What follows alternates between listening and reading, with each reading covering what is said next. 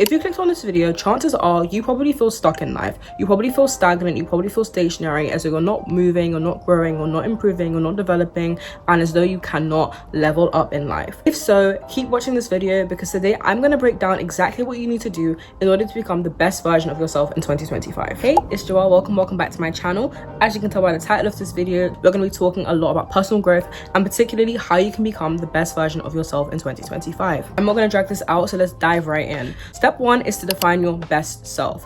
This is something I touched on a little bit in my previous video, which you can check out here. It's all about goal setting. And the crossover here is that once again, we are going to be concentrating on visualizing and envisioning the idealized version of ourselves that it is we want to become. We are not like fabricating a whole new personality or a new identity, but rather growing and developing our own personal attributes in order to align them more with the vision that we see ourselves being. The key question you want to be answering in this period of time, in this period of reflection, is what does my best self look like? Who is she? Who is he? Who are they? What does this person do? What is their career? What kind of, relationship are they in? Do they have a relationship right now? Are they single? Are they thriving? What are their friendships like? What is their social life like?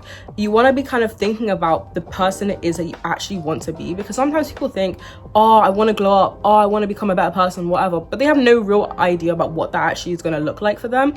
And I think it's so specific and it's going to be so personal to you and what it is you're specifically aiming for. So it's really important to get like a clear idea of what that is for you. You want to look at things like mindset, you want to look at career, you want to look at finance, fitness, mental health, spiritual health. Obviously this is going to be super, now this is the reason I'm stressing this point as being so important, is because it's so personal. It's going to be so dependent on you, your mindset, your habits, your behaviors, and your own personal attributes and ambitions. One of the things you can do, like I said before, is a visualization exercise. Now, so I prefer to just write things down, and that's kind of how I do things. I write down the different aspects of a person that I think a person should have, and what I do is literally write down what my ideal situation is for all of these different things. Doing this will really help to give you a clear idea of what it is you're striving towards, and also help to prevent you becoming overwhelmed with just working towards some kind of like intangible idea of self-improvement or personal growth. So, step 2 is to shift your mindset. I know how difficult it can be to feel disheartened and discouraged, especially if you're working towards goals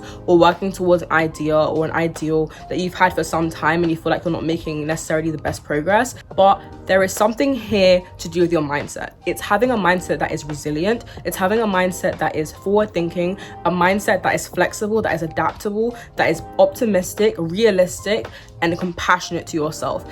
A lot of us don't understand this, we don't realize it, but we're actually succumbing to the idea of a fixed mindset. This idea that we have very small, very superimposed limits on what we can and cannot achieve, and that nothing we do will ever impact that. I can tell you that we do have a level of free will and self-control in this life, and so it is really important that you get to grips with that, or internalizing that and like really inserting that into your mental and your mindset and the way you look at things when it comes to your ability to actually achieve the things you set out to achieve. I know that it's easier said than done, but I think a lot of it comes from understanding your relationship with yourself and kind of improving that as a starting point. I will be talking about this in more detail in like a later on video, but for now, some of the key things you want to focus on here is about overcoming the barriers of self-doubt and limiting beliefs. Now, there are many reasons someone might be struggling with self-doubt or limiting beliefs. It may be because of family, maybe because of friends, and maybe because of school, maybe it's because you've had previous setbacks. Those things are 100% normal, 100% valid, but they cannot be the be-all and end-all in stopping you from achieving the things you really want for yourself. One of the key things you can do in this situation, if possible,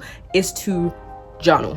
I have been journaling since I was 10 years old. I'm now 20, going on 21. Journaling has been the most helpful thing for my own self-reflection and my ability to understand the way I think, and also to really work on the way I think, kind of understanding where they come from and then working on strategies you can use to kind of address those or limit their negative impact on your own life. Some people have like positive self-talk that they do, so when they're in difficult situations they'll like repeat a mantra. For me personally, some of the things I like to do, like I said before, include journaling, therapy, and also I pray a lot. Another thing I do is read my Bible, because the Bible is full of stories of people overcoming really difficult circumstances and scenarios, and it is a really good source of encouragement for me personally. This is obviously going to look different for everybody. If you're not Christian, you're going to have to find a different source of encouragement. It is super important to have these things that kind of help you to affirm yourself and help to give you reassurance. And step number 3 is to create new habits.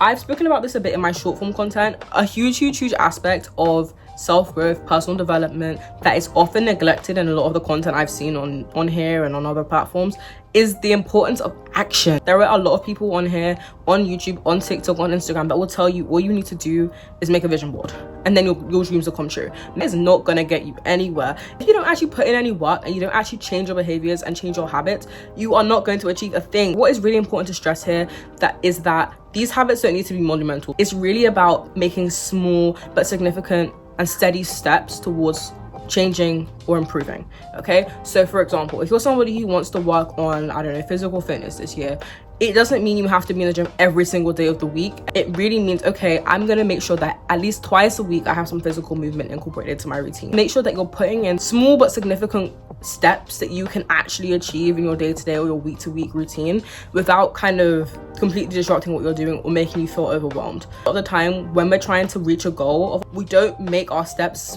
achievable. A lot of people struggle with kind of the idea of like habit building and breaking new habits. Have that mindset of any little thing I do to work towards my future self is valid and it's enough for the moment in time. Something I really encourage is having the idea of non-negotiables. So having routines, certain routines or habits that you have to do. For example, for me every day, I like to make sure I wake up, I do my skincare, I make sure I do my hair, I make sure that I look presentable, whether I'm putting on makeup or just making sure that like I look greased down or moisturized. Like your non-negotiables might be every single day you want to go outside and spend some time in a public area. Non-negotiables that are small enough that you can incorporate them easily without completely disrupting or overwhelming yourself, but they're significant enough to where they will actually lead you to see a level of change in your behavior. But of course, in order to do any of this, you're going to need number 4, which is to develop a sense of discipline and consistency. And as I said before, action is really important when it comes to self-improvement. Consistency and discipline are what are going to allow you to make those actions. I have experience of like having other commitments that are like regular commitments. This step may be easier for you. You're probably going to be on a decent track, but if you haven't,